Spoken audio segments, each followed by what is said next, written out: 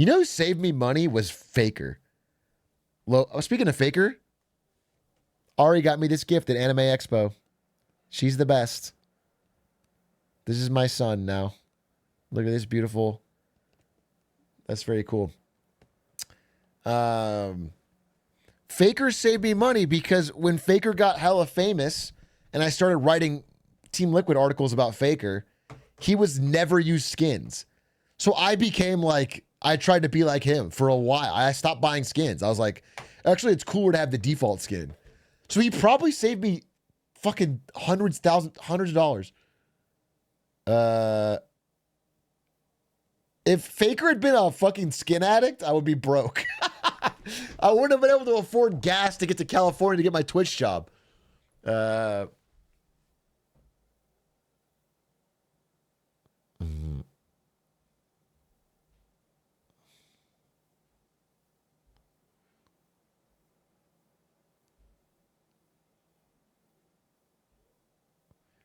Surely they have a budget per DM for skins. Who? At Twitch? Twitch didn't have a skins budget. No. But Twitch did have a professional league players? Dude, professional league players have every skin unlocked. They don't have to pay for it at all. But Faker doesn't use skins because he thinks it's cool, or he thinks it's cool to use the default. That's why it's badass. Like, Faker could have any skin he wanted and chooses the default. And I was like, that's so sick. That's fucking awesome. Yeah,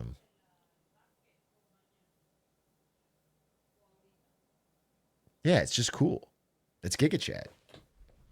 Faker's the GOAT, dude. He's the GOAT for many reasons, but I think skins are an age thing. I used to buy a ton of skins. Listen, I mean, the psychological reasons for buying skins are pretty well established at this point. People buy skins when all their friends play the game. Or when people in their group. It's like the same impulse that makes people buy clothes. It's just a different. People spend more time online.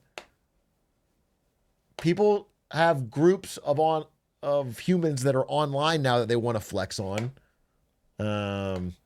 Instead of buying, Gucci belts or whatever, but it's the same impulse. It's status. It's whatever. It's a signal. And that's why games do free to play, because whales don't buy skins unless there are pores to flex on. Like, all the money does not come from the free to play players, but the free to play players have to exist so the fucking whales have somebody to flex on. You have to have the mass of pores.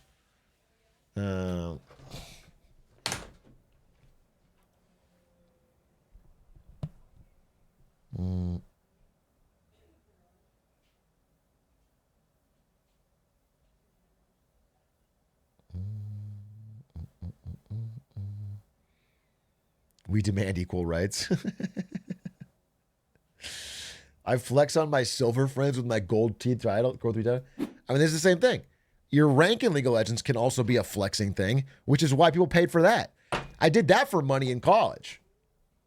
That was one of the main things I made money on was elo boosting. Usually when I needed money bad and I got sick of grinding my own account, what I would do was, I think it was called like Skill Up or Coach. What was the websites back then? They were like much earlier days. But I worked for one of those websites, and the guy on Discord would give me someone's account and their password, and I'd have to get it to gold. Always gold 4 or whatever. The bottom of gold usually I'd have like a week. I'd have a week to do it, and then, because they would need to get to gold, because they would at the time you used to get a skin. I don't know if you still get a skin. But at the time there was like Victorious Jarvan or whatever.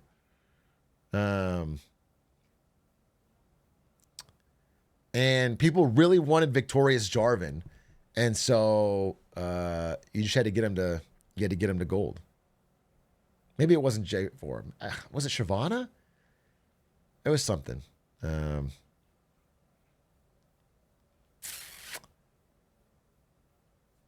Anyway, yeah, I remember. Yeah, I did that. It was fucking fun. It was fun. So I would just pick Fizz, just pick Fizz on their account, and I would fucking stomp to gold, and they would go back to being a support main, and then they would lose. But it doesn't matter because they already got their fucking. And I got paid. I got paid pretty well. It just actually probably per hour it was probably sub minimum wage, low key, because you'd get like $500 or something, but it would take all week, so it wouldn't be. I don't know. It wouldn't be.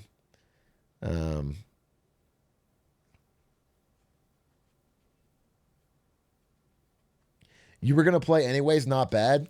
Yeah, but it's not like you get any better. You actually get worse. If you were like really trying to grind the top end of the ranked ladder, and then you go and boost for a week, you play worse. You play stupider. You play lazier. You play. Were you having fun though? Also, no. I was miserable. At that point in my life, I was pretty miserable, bro. I was like failing my classes. I was playing League all the time. I was not eating right. I wasn't sleeping right. No, I wasn't good. It was not. But it's money, and I wanted money for skins and things. This is pre or post IPL 6. I think it's post. I think it's post when I actually needed the money. I think before I just played for the love of the game.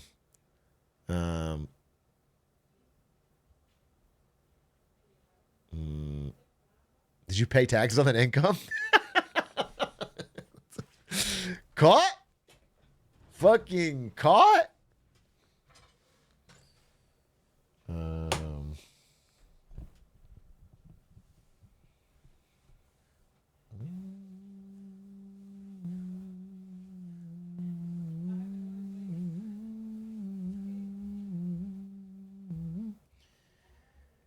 Nah, it was under 20K. They wouldn't have fucking.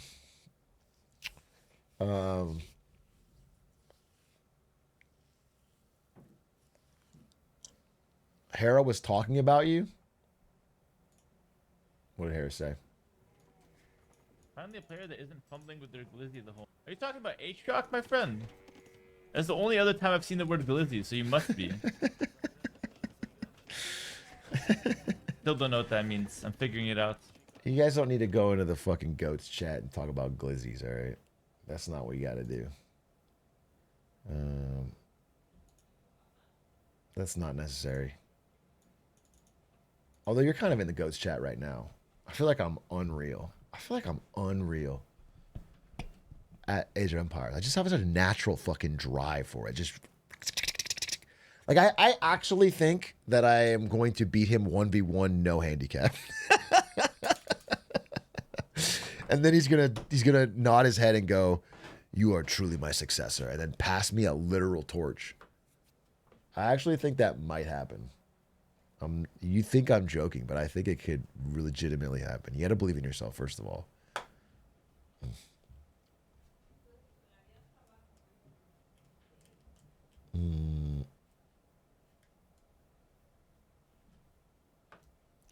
Would you quit streaming and become the AoE champion from then on? Bro, it's funny that if I could press a button right now to become the greatest Age of Empires player in human history and then devote my life to that, I would lose money.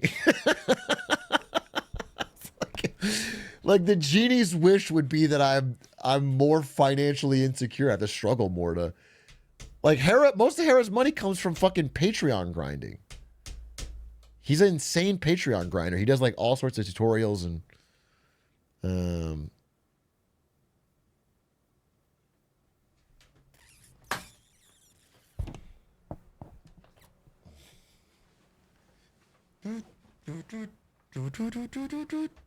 have all the things in the title been discussed already? Bo Jesus, don't push me around. But let's check. None of them have. So far, we've been live for an hour 30. I haven't discussed anything in the title. I think I've only discussed Adam Sandler movie tier lists, product placement in TV shows and movies. I'm pretty sure I haven't discussed any of the actual news. So let's do that. Trade wars are back. Well, here's the problem. I talked about some of these things on the podcast today because we recorded early.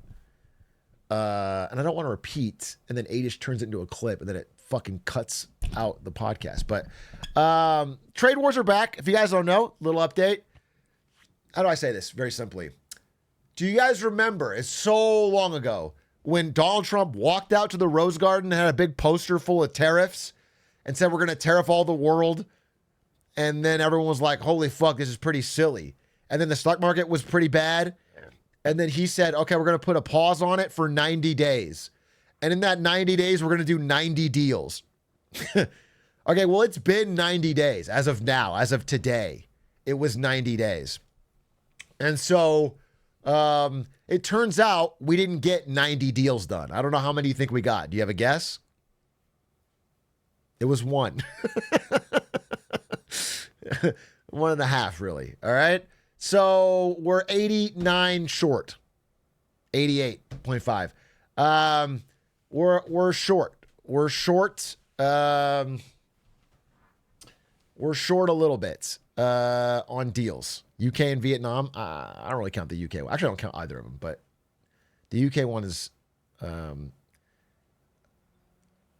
loosely a deal, and already they undermined it. Like the United States already turned their back on a part of it. So day's not done. So fucking true. Day's not done. He might sign 88 more deals in the next few hours. I'm not going to rule it out. But given that it's, 11:16 p.m. East Coast time, he better get hustling. He doesn't have a lot of time to do this. So the deals aren't done. So naturally, based on what they said at the beginning, you'd think, okay, well, if the deals aren't done, the 90-day pause is over, and now everybody's getting fucking tariffed, right?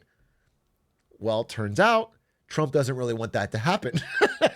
So the extension has gone again, another 30 days. So until August, we've got an extension on all the tariffs. However, Adish, if you're watching this, don't make a clip out of this. This is live only because it's already going to be on the podcast, bro. However, let me pull up Truth Social real quick. However, my man Donnie T spent all day tweeting out, truthing out the exact same letter over and over to different countries. This one is to Sarajevo. This one's to Thailand. This one's to Cambodia.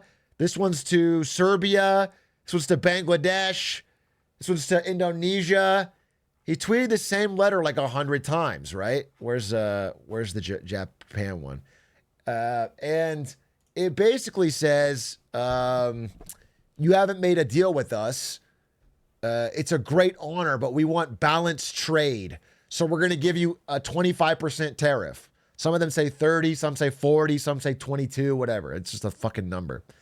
What was really funny is he gave a 30% tariff to South Africa. I think just to piss off Elon Musk. Because we barely trade with South Africa, bro. Like, we buy titanium and jewelry from them, and they buy cars and oil from us. It's not even like a... But anyway, so he's sending out all these letters. And everybody's being warned, basically, like, hey, you didn't make a deal. So the tariff's coming in exactly 1 month, August 1st. Now, I think it's very fair to be like, okay, on August 1st, you're just going to delay it again? Probably.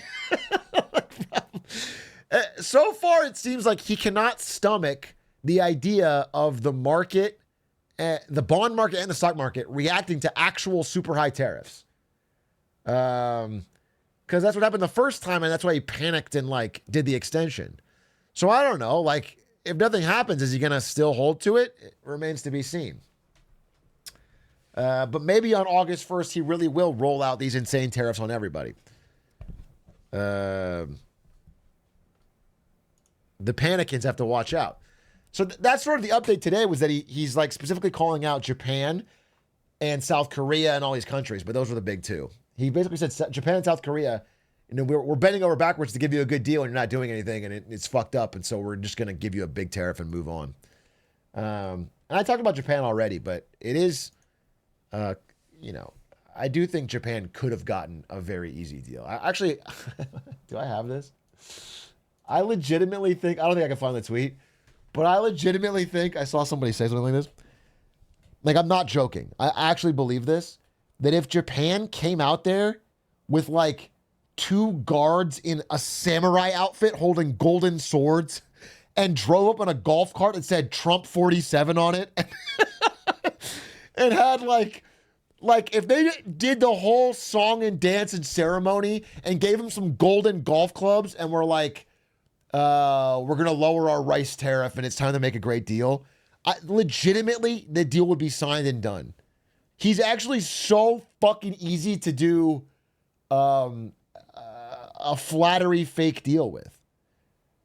The example I mentioned on the podcast was that, like, I think Qatar, outside of offering him a jet personally, Qatar offered him, they basically said, we're going to invest $5 trillion into America.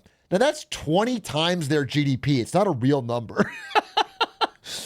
But they had, like, soldiers come out and do a military march and, like, flip swords and offer. They just did that. And then they got the deal they wanted. You know what I'm saying? Like, that's all he wants out of the deal. Just tell him what he wants to hear and then sign whatever. It's like not. So I legitimately think Japan could have easily closed a deal that was advantageous to them. And instead of kind of fumbled the bag, honestly, I think Ishiba's way more beholden to the rice lobby than I thought. But anyway, so that's where we're at. We got another month delay on the tariffs, but they are coming. Assumingly. And then one more thing I want to say, this will be the last thing I say, is that on that front, is that China,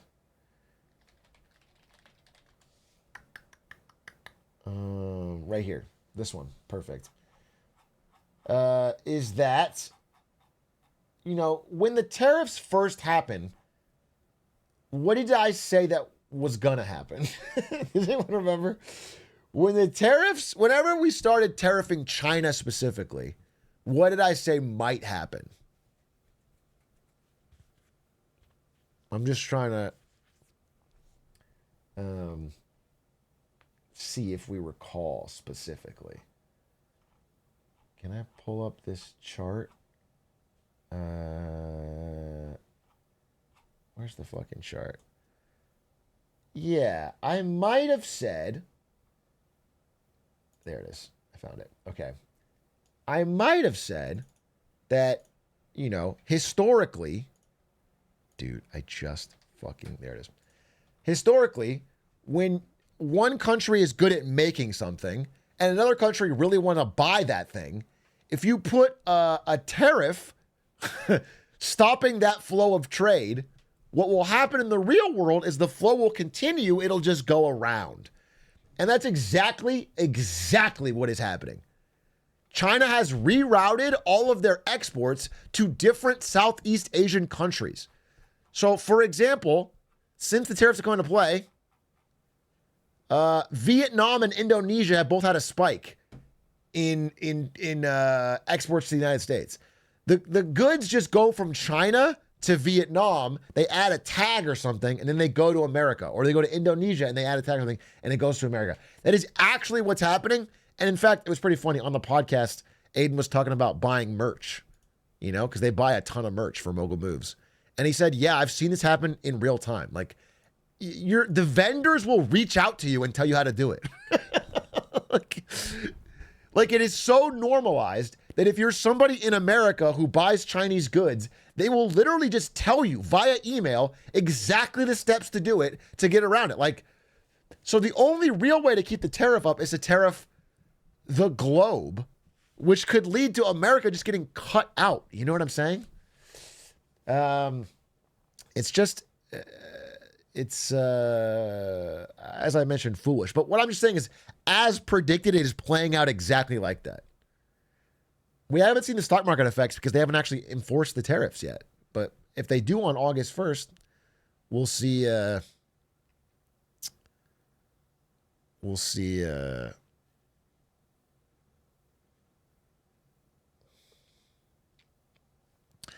People who say tariffs make our price go up are liars. Well, the thing is, there is a tariff. There's a 10% global tariff, and there's a 30% tariff on China. So if you are still this poor sap buying directly from China, or you were caught you hadn't found a new solution yet, then yes, you paid a tariff. But no, everybody's trying not to pay that anymore. So China's just putting it elsewhere, and then people are buying.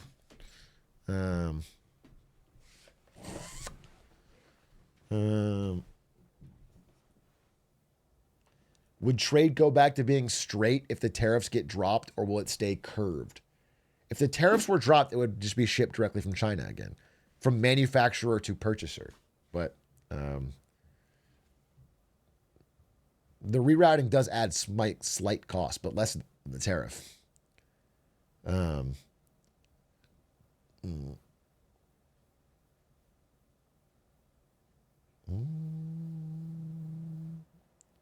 It'll stay gay.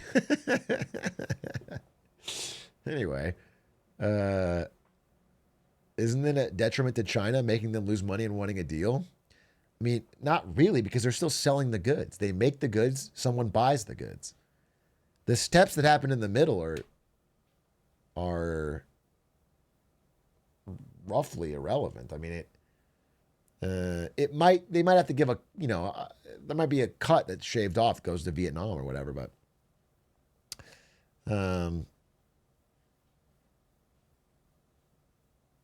not that it has no effect. I'm not gonna say that. Listen, I think people when they talk about China and the U.S.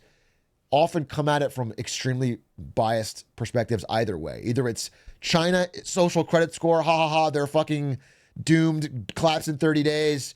They never made anything good. It's all cheap. Or it's like, my glorious leader, Xi Jinping, is going to take over the world. China's so incredible at everything. And the truth is, it's neither of those, and it's not even close. It's like, China's economy is suffering right now. They have extremely high youth unemployment. It's in a slowdown. The real estate bubble continues to deflate. Like, it's not, the tariffs do impact them, but it just hurts both sides. So it people just don't understand either side, I think.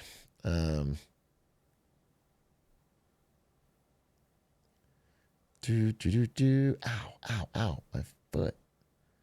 Oh.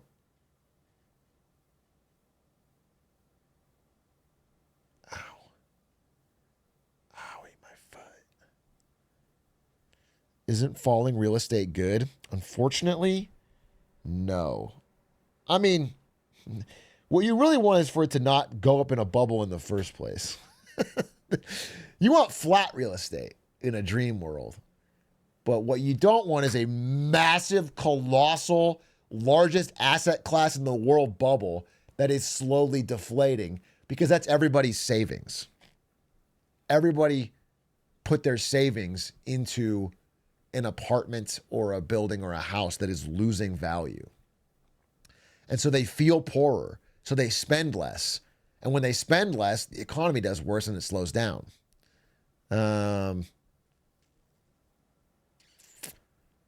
That's the problem. But again, you can't inflate a bubble forever. You have to correct it. It's not crazy to do it.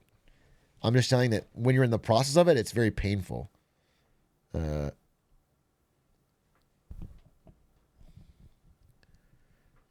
Housing is less commodified over there? I mean, that's not even really true. Housing was incredibly commodified until the bubble popped recently. Pretty much everybody was investing in housing as a form of speculation for their retirement. They don't even have, like, in America, the stock market is much more popular for regular people as a place to put your savings, like a 401k, Roth IRA. But in China, the stock market has been flat for almost 30 years. So people don't see it as a place to put their savings. So they were putting it all into real estate. It was the most common thing to do. At any price, just put your money into real estate. And that is now unwinding, which is causing pain. their counterbalance is that, and this is what Xi Jinping's plan is, was to just fucking go all in on the growth industries of electric vehicles, batteries, and solar panels, among a couple other things, but those are the big three. And that part is working, but if you're not in those industries, you're still feeling some pain.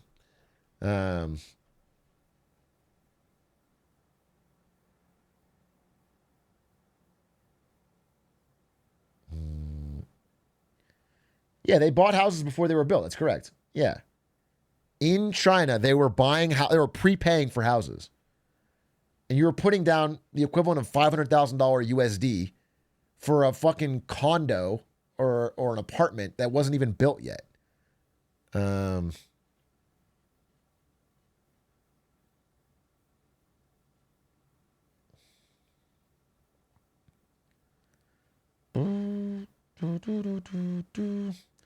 Is it the China Shock 2.0? No! China Shock 2.0 is an entirely different topic that I do want to talk about. Actually, this is about the bigger threat of China. Well, let's talk about China Shock 2.0. So, does anyone know what the China Shock is originally? If not, just Google it and then read me the AI summary right now. Tell me what your opinion of the China Shock is. The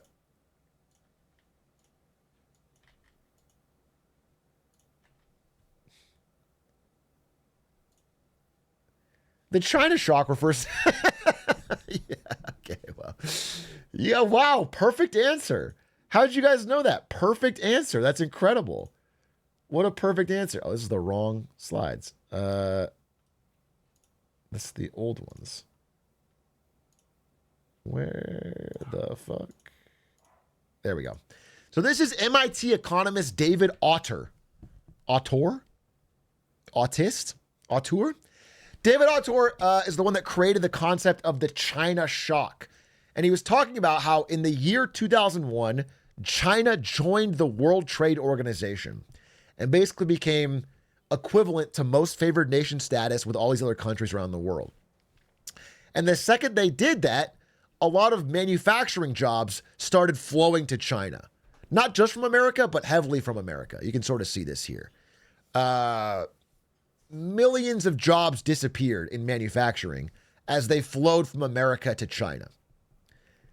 This is called the China Shock. Okay, that was the idea. Is that the addition of this massive new labor market caused large changes in trade. And the David Autor, this guy right here, you can see, co-authored this paper, and it was a big deal. Anyway, he recently did a follow-up interview where he talked about China Shock 2.0. He basically said this. I'm going to try and make it quite simple. He said, in China Shock 1.0, America lost a lot of low-skilled manufacturing jobs. A lot of things became made in China, and they got shipped over on big containerized tankers to America. What we got in exchange was cheap goods, but we lost manufacturing capability. What we gained instead, though, was a thriving information technology and service sector. So while it was deeply damaging to parts of America, like you might say the Rust Belt, you see here, people in Appalachia, people in, middle America, all of these like blue collar manufacturing, pretty well paying jobs that like could support a town disappeared quickly. Over the period of like 10, 15 years, they just vanished. And so it caused deep damage, but only in certain areas and only for certain people. Primarily like, slides are cut off. I mean, you can see it, right? Well, I'll just go over here. Primarily like, honestly, like middle-aged white men in small towns, straight up. That is what the China Shock hit most, because people without education, like, if you were non-college educated white guy in a small town in the Midwest, you could get a manufacturing job that was pretty well off. And instead, that job got taken over to China. And this caused deep political scarring in these areas that honestly later on created the rise of things like Donald Trump. Like this is what happened. Like this is the China Shock. However, it's worth noting that in this time period, even though America lost a lot of manufacturing jobs, it gained other types of jobs. So on the whole, even though we had real problems, real fucking Rust Belt problems, the economy did grow. Like America adapted and still had like high-end technology, financial services, tech, airplane manufacturing, like that. Okay, they had these things. What David Autor is warning about in his recent interview that I just read is he said that China Shock 2.0 is coming, where it's quite possible that China might come for industries like semiconductors, like airplane manufacturing, like electric vehicles, like AI, like robotics, and he's like, if these things go away, then America is truly in a significantly worse spot. Because those things, these high-end, top-tier manufacturing, top of the value chain, is where the real money is. And he's complaining in the interview. He's like, I think that Donald Trump is fighting the wrong war. He is fighting a lost war from 20 years ago that's going to lose us the much more important war right now. And I think that that's a pretty wise assessment. I think there's no real world where we get like toaster manufacturing jobs back to the United States. I just don't think that happens. Even China can't keep them. Just to be clear, China right now is going through its own China shock 20 years later. As China gets richer, they are losing the toaster manufacturing jobs to countries like Vietnam, okay, and Cambodia, and like all of their industries like that are seeing, but they're moving up the value chain on EVs. So the idea that America is going to piss away its advantage in things like EVs or Boeing manufacturing or semiconductors to try and get an advantage in low-cost manufacturing or making t-shirts, toasters is pretty foolish. And so I wanted to just bring up what I thought was an interesting concept of the China Shock 2.0 from this guy. I think he summarized it quite well. I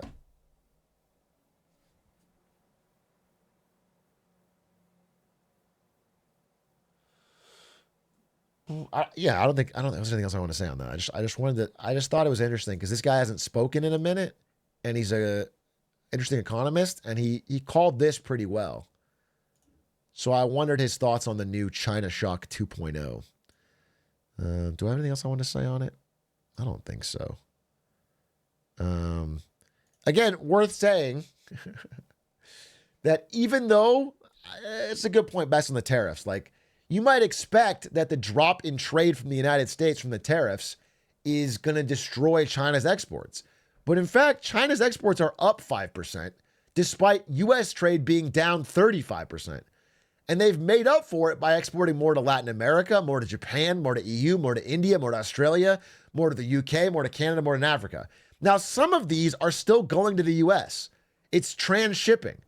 Like they might export to, other parts of Asia, and then these things go to America roundabout. But either way, they're still getting their bag on exports. They're still finding someone to buy it. So again, I'm just super questioning this whole tariff strategy, and it's comforting to me in a way to see someone with a MIT economics background giving a similar question, just being like, I don't think the way you're fighting this battle makes a lot of sense for what the new struggle is. Close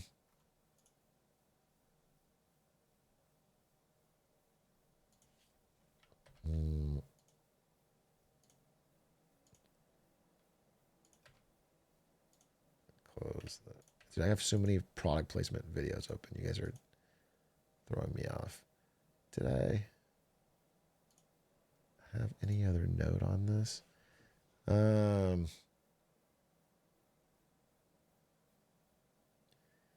Yeah, he just said it's really important to strategically support advanced manufacturing industries rather than attempt to revive labor-intensive, low-skilled assembly work, which again is probably going to be heavily targeted by robotics going forward. He criticizes recent U.S. policy responses as misguided and inadequate, fearing a repeat of past mistakes. And then he says this, all right? If we fail to respond effectively now, we will have devastating long-term economic and geopolitical consequences for America. We'll be long-term poorer and geopolitically weaker if we cannot maintain our leadership in high-end industrial manufacturing, in like, again, the top end of the value chain, the AI, digital, robotics, airplane manufacturing, EV. Like that's so. Yeah, that's China Shock 2.0. I think it's important, bro. I think he also says one more thing. He says at the end, he said, the trick to solving this problem is to elect somebody older so they're more wise. He said, Trump's good, but we can find somebody even older. Biden was great, but even older than that would be perfect. He said, if you can go like 90, 95, 96 years old, minimum, then they would have truly the knowledge needed to adapt to this changing climate.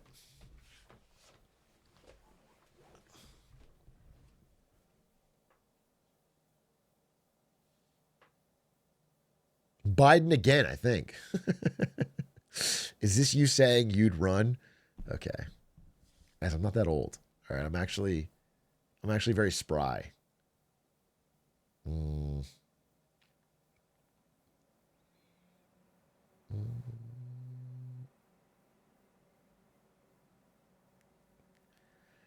What do you want the U.S. to do? Stop China from investing to helping higher up in the value chain? It's not stopping them. When you have as big of an advantage as the U.S. had, all you'd have to do is snowball it. All you'd have to do is like support the high-end industries, maybe subsidize. You could do investments, protection. You could do anything, but you have to just make sure it's prioritized.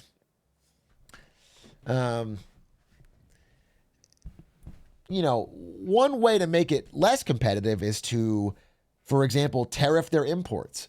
Let's say you're an airplane manufacturer and you have to import steel or whatever.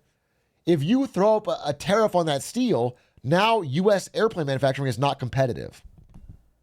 You just have to not shoot yourself in the foot, basically. Another thing that is a smart idea to do is, let's say you want to remain the world leader in chips. You might think, well, if we ban our chips from being sold in China, that'll keep us ahead. But in fact, it's the opposite.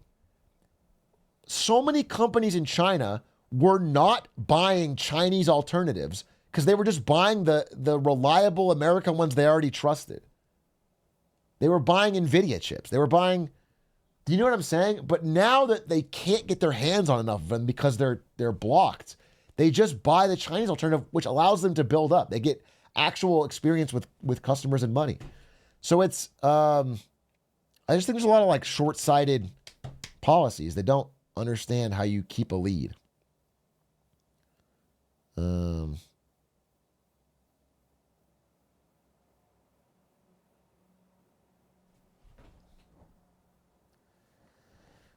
It's going to be impossible. I'm sorry, what? To move as fast as China's command economy to fight in the same industry? I think that is a really silly take on it. First of all, there's two things wrong with that. One, when in the past, let's say the Cold War, when, let's say the American system and the command economy system went into the same industry, the American system worked better. You were able to produce more at more innovative rates, better value. Computers were the great example of the time. But China's system right now is not really command economy. Like China and electric vehicles is about as fucking capitalistic as it gets. It's as competitive and bloodthirsty as an industry can get. China's EV industry has like so many competitors brutally fighting on price and innovation constantly. All they've done is set up like incentives. So it's like, it's hard to get a license plate for a gas powered vehicle. It's much easier. You can get one for free if it's for EV. They have subsidies, right? They have things like that, but it's like overall, it's just this brutally competitive industry.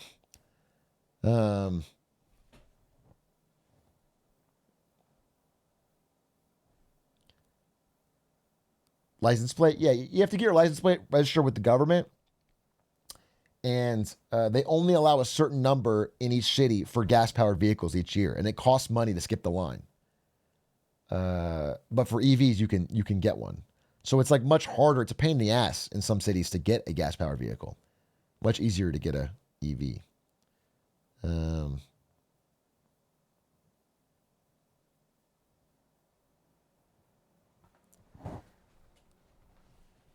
So anyway, that creates this brutal fight from all these companies to make the best cost, best product feature EV. And there's so much competition. It's an insane price war, driving down the prices and driving up the features.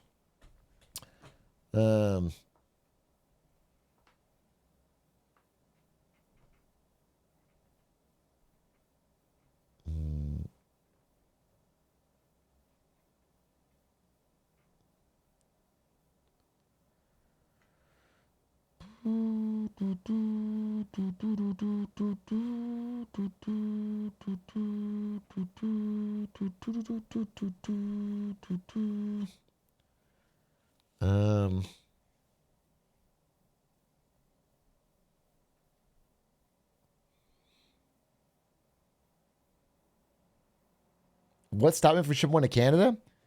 Does Canada have a Chinese EV tariff? I'm not familiar. You could probably ship one to Canada. I think you could. I don't know. Canada probably does have a Chinese EV tariff. They're still under American sphere of influence. But I'll check. Maybe things have been. No, they have the exact same one as the U.S. All right, little bro. They have the exact same. They have the 100%. Yeah, they definitely got little bro there because that's not in Canada's interest.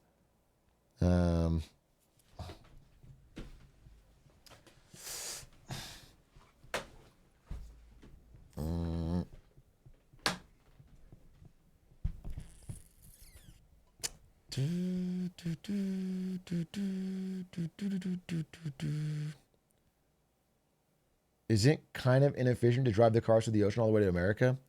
You'd think that. A lot of people have told me that. They're like, how can it be more efficient to make something on the other half of the world and ship it across the ocean rather than just make it here? And the truth is, it is. I don't, global shipping is just not that expensive.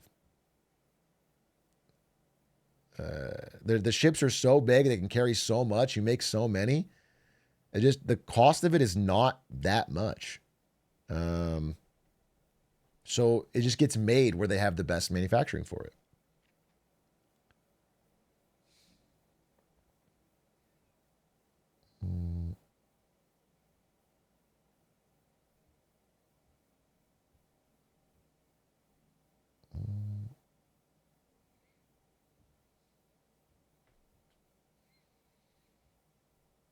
The best example is the fruit cups made in Argentina, packed in Thailand, and sold to the USA.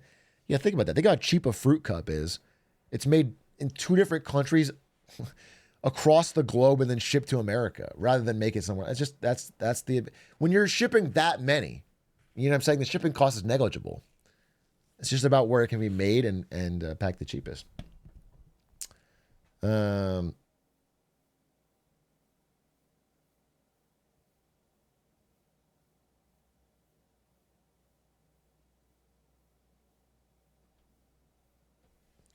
Is U.S. tariffs used to turn the poor countries away from China? They're being hit really hard. I wonder if it's a strategy by America. I don't understand. How would that work? How would tariffs that make you not able to sell in the United States turn you away from China?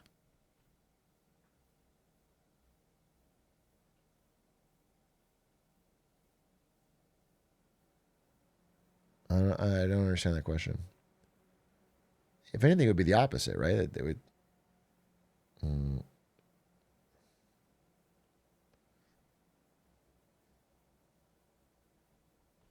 I'm seriously asking. I don't get it. I don't get the point of the question.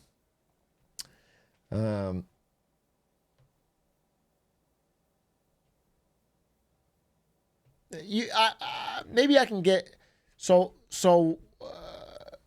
The tariff could be used as a threat, right? It could be like, hey, if you don't do this or you stop buying from China, then we're going to tariff you. If you don't stop buying from China, we'll tariff you. It could be like a threat, if that's what you're saying.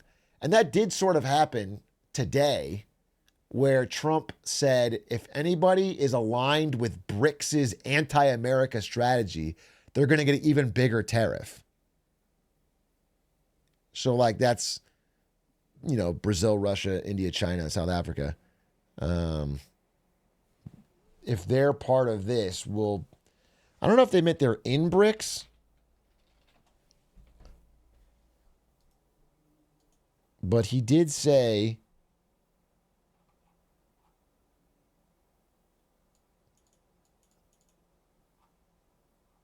that we're going to put tariffs on anyone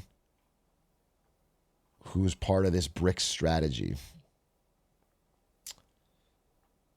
Didn't Trump think Spain was in BRICS? Yeah, he did. He did. He did say Spain was in BRICS, which is, I think, a deep misunderstanding of where Spain falls.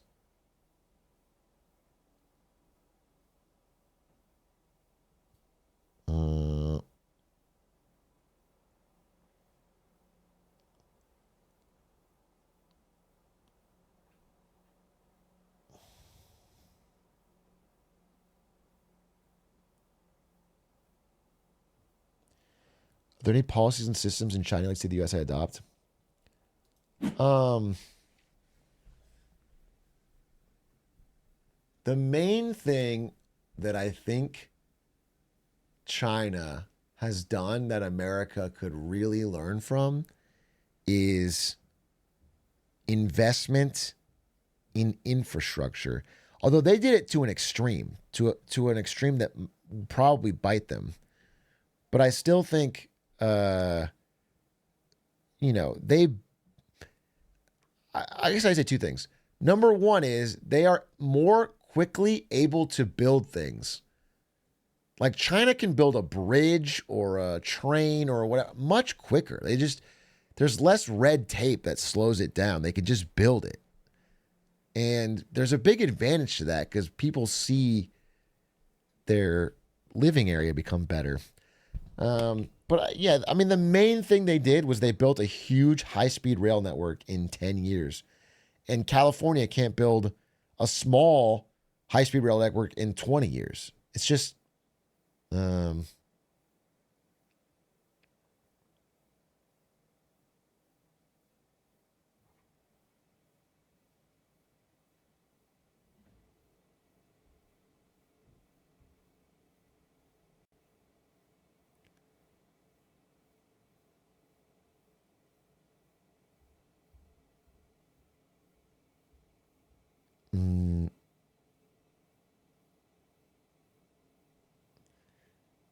how does doing that will make our billionaires richer? Do you think that China doesn't have billionaires? It's an annoying discussion to have, I'll be honest with you. I feel like every time I talk about China, I hate both camps of people that talk in my chat. I find them both to be so stupid. I find them both to be like really dumb. It's either like people that are like, yeah, China's never, every airport they build is all fucking fake concrete. They can't, it's all fake. Their cars all explode. They're not real. And then other people are like, oh, my glorious leader, Xi Jinping.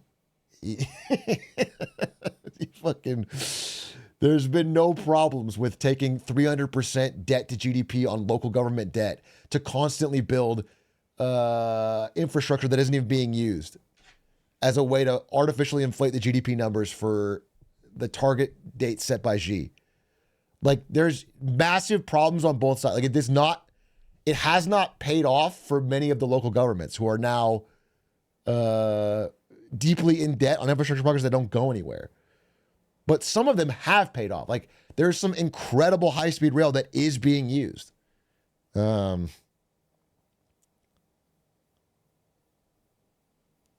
How is that Xi's fault? Well, listen, here's how it works, right? I'm just going to explain it to you so you can understand. Because they're just humans like everyone else. They have to just respond to incentives. Every fucking country in the world, the same. Same. Human beings are the same everywhere. All right, so Xi Jinping, our glorious leader, he says to every fucking local region, think of it like a state. Think of it like telling Florida, okay? You have to grow at 5% this year. You have to. That's the target. It's not enforced, but it's enforced. Wink, wink. Like you have to grow at 5%. All right, what's the best way to grow 5%? To build. You can grow your GDP really easily if you build a bunch of fucking bridges and roads and buildings. Okay? So, if you have to hit this target and you know the best way to do it is to build, then you start taking on debt. So you start borrowing money to build airports and bridges and trains. And you try at first to build the ones you need. And the first wave you build are incredible. They grow GDP. They're very useful. Everyone loves them. These trains are awesome. These bridges are awesome. These airports are awesome. But then every year you got to grow 5%. So you keep borrowing money and you keep building less and less useful new rail lines or new bridges or new airports. Okay? And then all of a sudden, you know, it's years later and your debt is now ballooned to 300%, something absurd, and you're still in this infrastructure loop and it's less and less useful, less and impactful. Each new rail line is not adding the GDP as much as it was. It's actually not doing much at all. So that is a bad feedback loop. We have our own bad feedback loops here. I'm just saying that's a bad feedback loop they have there. But in the end, that is a problem for the state. But you as a citizen at least get fucking crazy good trains. You know? Whereas here we also have a debt problem and you're not even really seeing that. You're not seeing the results.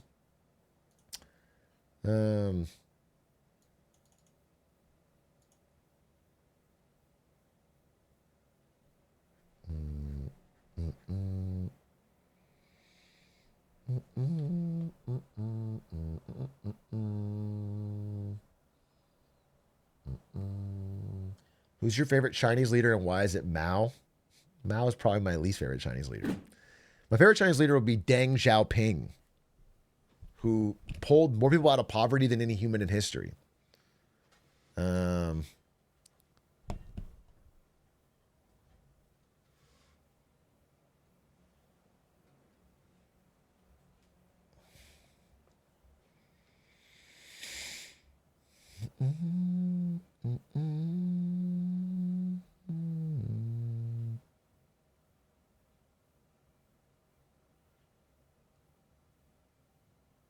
He couldn't have done that without Mao. Mao defenders are cringe, bro. Here's the thing. There's a great quote about Mao from a Chinese scholar. He said, what was the year? He said, here it is. Chen Yun said this. If Mao had died in 1956, he would have been immortalized, a true legend, a god of China. Because that's when he united all of China and helped it at least become a single unified nation without being influenced by outsiders. True, correct. He ended the civil war in China. Fine, it's a win. If he died in 1956. If he died in 1966, he would have been a great man, but flawed. But he died in 1976, so what can you say? It's such a fire quote because as Mao went on, his horrendous economic policies caused so much starvation and death that he can't be remembered favorably. He was good in wartime. If you care about uniting China, then yes, he did a good job for that. But as he ruled, the longer he ruled, it was terrible. So I think it's a fire quote. That's what I think about Mao. I think had he died in 1956, there's not much you could say about him because he really did, you know, at least start China on a path towards becoming an economic giant.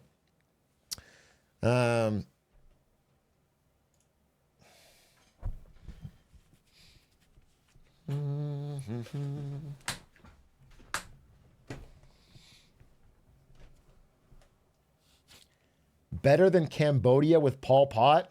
That's your bar for leadership? One of the most brutal and repressive dictators of all time? That's the bar you have to clear to be a good leader is Pol Pot? It's more deaths, by the way.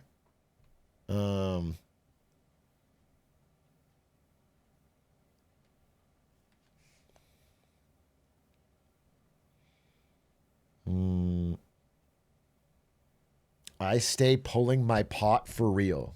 Thank you for that addition to the discourse.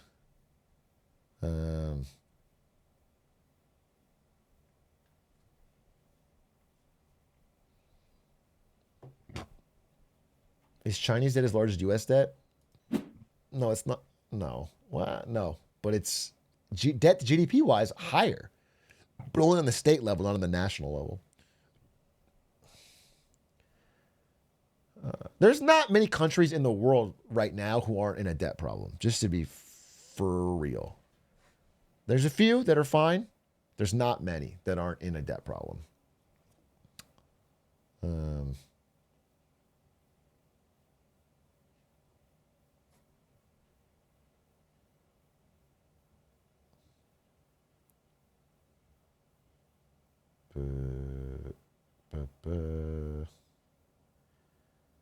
What are some of the few that are fine? A couple of the Nordics, Switzerland, Germany had a debt break. Although they just broke it, but they had a debt break.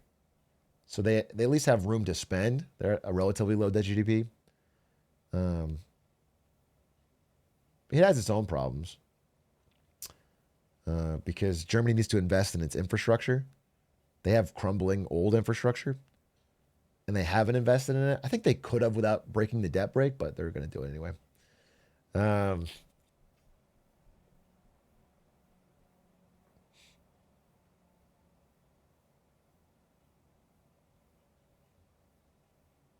What is a debt break? Break like a car break. The debt break is like they can't spend more than a certain amount. They did that to keep, from going off the rails like America and spending and borrowing. Like, stop.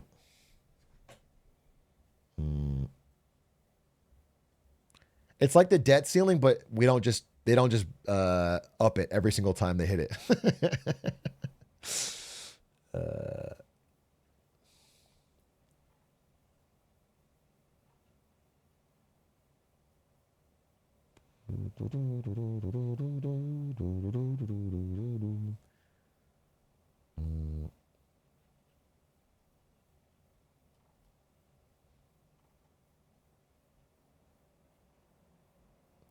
Give us your takes on what consequences a BRICS coin to rival the dollar would have.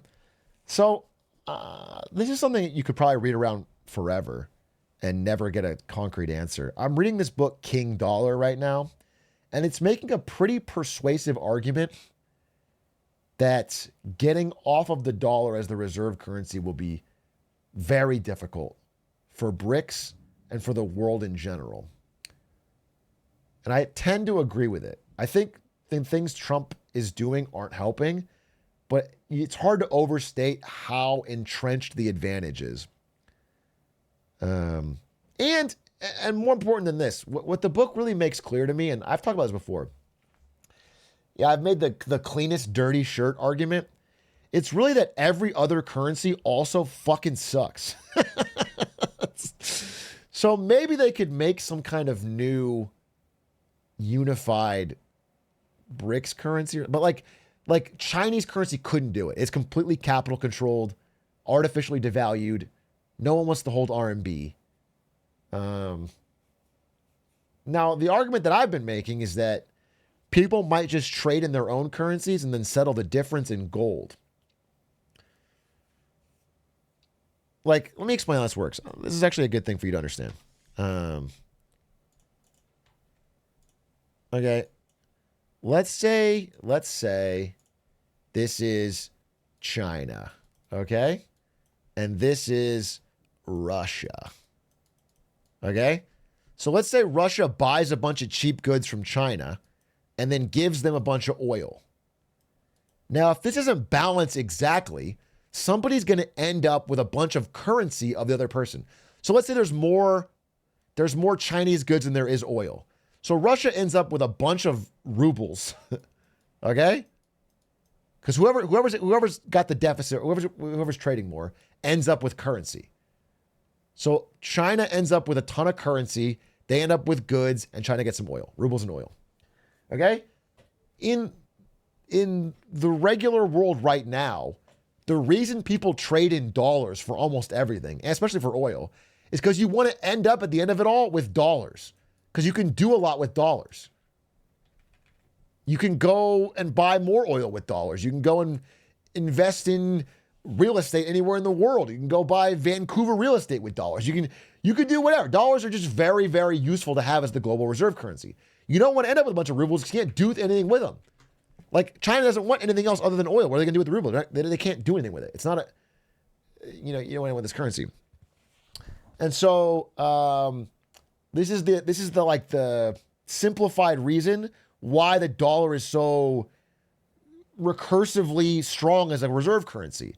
It's good because it's good because it's good. it's useful because you can buy things with it, and you can buy things with it because it's useful. It's this cycle where nothing else makes sense, right? But what might happen, and this is a good theory that I've heard, is that countries like Russia or China, or Brazil and China, or Brazil and South Africa might just have their normal trade of goods, and then whatever balance is left over, whatever is not evened out by this trade, is settled in gold, where they just move gold back. It's like old school mercantilism, really, but that could happen. And that is why so many countries have been stockpiling gold.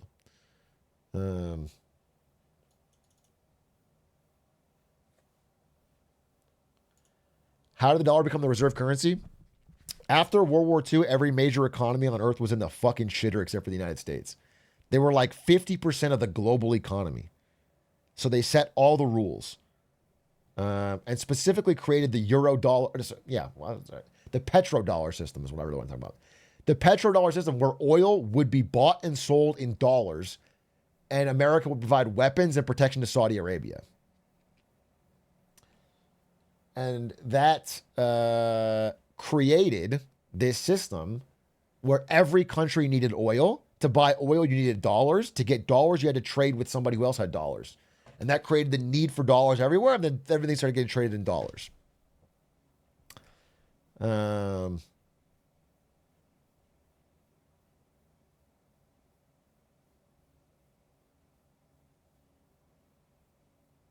I mean, yeah, and it worked to America's benefit because if everybody in the world is trading with your currency, if you're the reserve currency, then you have this sneaky little advantage. The French called it exorbitant privilege. It's that if you print money, everybody has to pay for that. if I'm Australia and I print Australian dollars, it devalues all the savings and currency of everyone in Australia. But nobody else cares. But if I'm America and I print US dollars to buy an aircraft carrier, whatever I want, everybody's savings worldwide are devalued a little bit. So it's like you're not even hurting your own country, you're hurting everybody. But a little, it's more spread out. And so it makes your money printer extraordinarily stronger. And that's the advantage of having a reserve currency. But I don't know. You could live without it. I don't think we need the reserve currency. It's almost made us too financialized, too reliant on the money printer.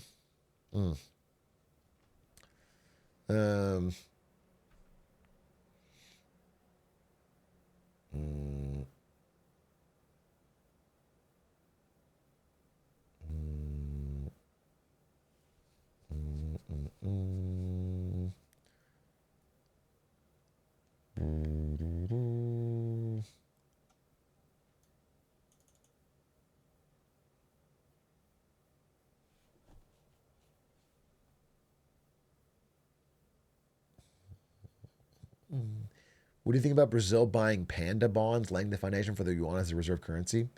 Again, my take would be that the yuan, China's currency, is so far from being the reserve currency. People don't want to hold it. Chinese don't want to hold it. We just did a whole segment on the podcast today about how so many wealthy Chinese are finding ways to get their money out of the country. Because you don't want to hold your whole savings in yuan because there's nothing to put it in. You can put it in Chinese real estate, which is flattened down. You could put it in the Chinese stock market, which is flattened down. You know what I'm saying? Why you want to hold it in something else? You want to hold it in Vancouver real estate or Australian real estate or Nvidia stock, or that's where you want your money to be. So they have to get it out of the country. So they don't even want to hold you on. Nobody wants to hold you on.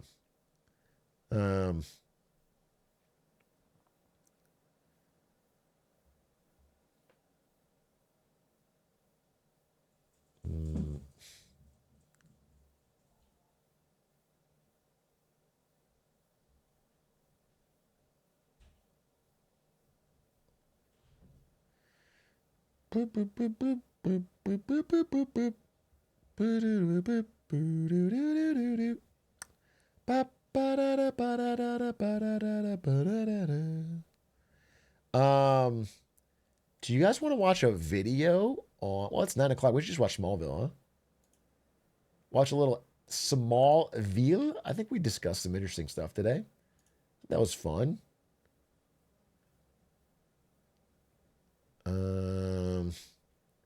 Oh, that was a fun stream. I enjoyed spending that time with you. I had a good time. I think I'd like to. Tomorrow is Age of Empires Day. It'll be really fun. Play a lot of games with Hera. It'll be a good time. I think on Wednesday, I'm going to do. What should I do on Wednesday? I don't know. We'll see. But I think that was fun. We'll do a. I want to talk about the Nobel Prize, too. Netanyahu put Trump up for the Nobel Prize. It's like the third person Trump has asked to put him up for the Nobel Prize. But nobody else. All right, yeah, Wednesday we'll just watch Nobel Peace Prize. I think Wednesday maybe we'll watch some interesting videos and learn something. How many presentations I want to give? I got a couple I need to finish. Anyway, fuck it. Let's watch Smallville, baby. Smallville Nights. Poggies. Now, if you guys are new here or you're just here for the economics talk, usually at the end of every stream, we watch one episode of the early 2000s show Smallville because it's incredibly goofy and turns out to be a really fun time with Twitch chat. Now, so far, we're about 10 episodes into the first season, and we've learned the following.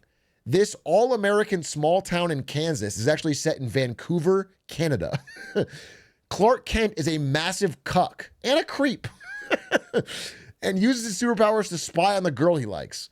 Lex Luthor, his greatest tragedy is that he's bald. He thinks it's his greatest defining moment, and he spends all his time hanging out with 14-year-olds. Every 14-year-old in Smallville looks like they're 30. The murder rate in this small town is insane, but nobody talks about it. These are all the facts of Smallville thus far. But I'm ready to learn more today on episode 11 or 12. What are we on?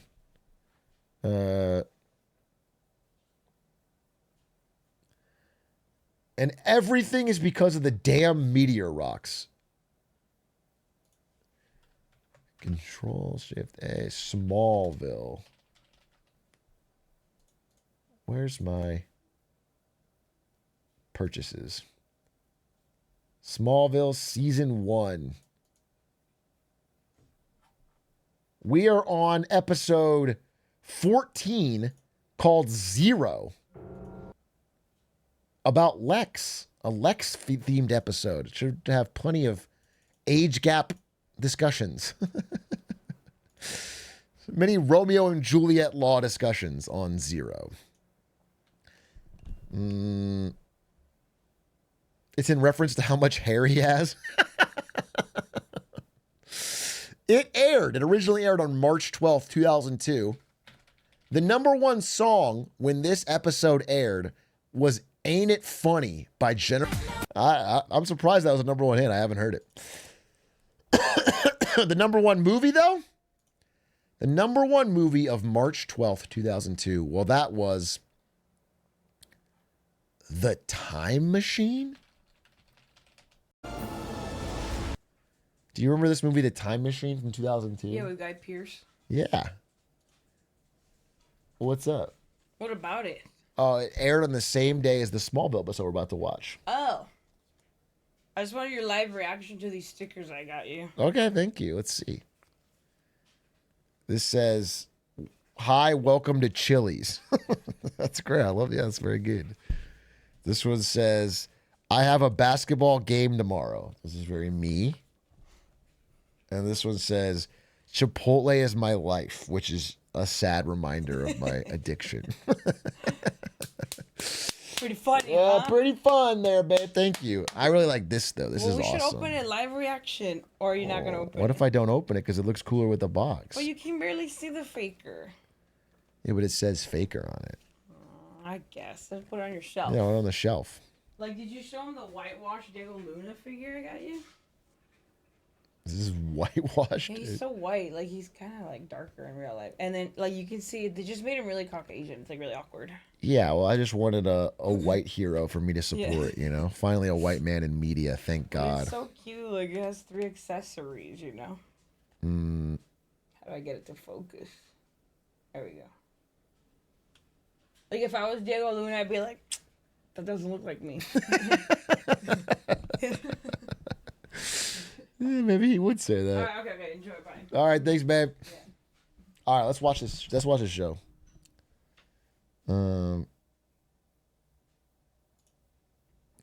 Atrioc cooked it show and tell back in the day. I just know it. Honestly, I think in show and tell, I probably brought in like. Dude, I probably brought in like. I don't think I'd be this embarrassing. But I probably brought in like my Pokedex book with all the Pokemon in it and talked about. Like if I probably brought in like Pokemon strategy guides or some shit. That's that. If I had to guess, because that shit was fucking sick. All right, let's watch Smallville. The only thing you have to do is every time you see the Smallville football team, you have to say "Go Crows!" Caw. And the only thing you have to do when you see Clark Kent is say "Cut Kent Lamau." Those are the simple requirements of this job that I've put you up to. Dude, where the flippity dip is my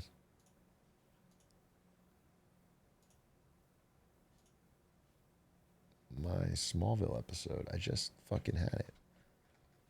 Smallville. Dude, I think YouTube is out to get me. There it is. I got it. All right. Without further ado, Smallville episode 14, 0.